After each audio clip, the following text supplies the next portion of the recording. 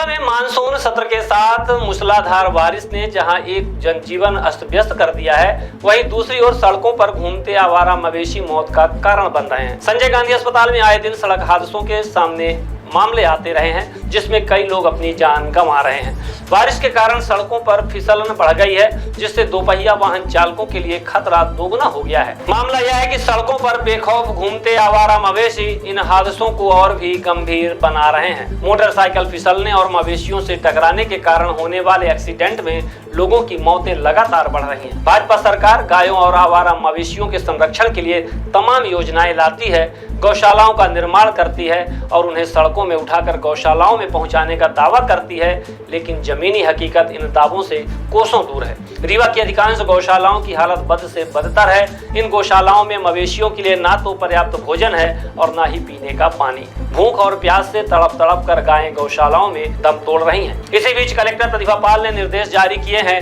कि जो भी व्यक्ति अपने दुधारू पशुओं या अन्य मवेशियों को सड़कों पर आवारा छोड़ेगा, उस पर कड़ी कार्यवाही की जाएगी। उन्होंने यह भी कहा है कि सड़कों पर घूमते आवारा मवेशियों को चिन्हित कर उन्हें ऐसी गौशालाओं में भेजा जाएगा जहां उनकी स्थिति अच्छी हो। हालांकि सवाल यह उठता है कि जब सरकारी गौशालाओं की हालत इतनी दयनीय है कि मवेशी वहां भूख और प्यास से मर रहे हैं, तो सड़क से उठाए गए इन मवेशियों का क्या होगा।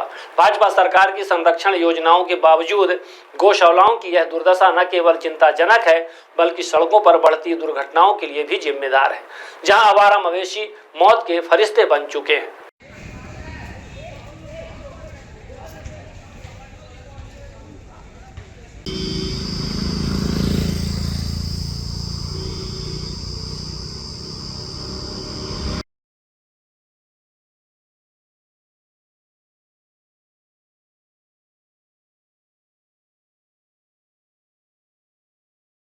उनके समय ये स्थितियाँ और अधिक बढ़ती हैं। मानसून में ये स्थितियाँ बनती हैं कि जो गौवंश रहता है वो सिर्फ गांव देहात से और क्षेत्रों से निकल करके सड़कों पर ज़्यादा रहते हैं।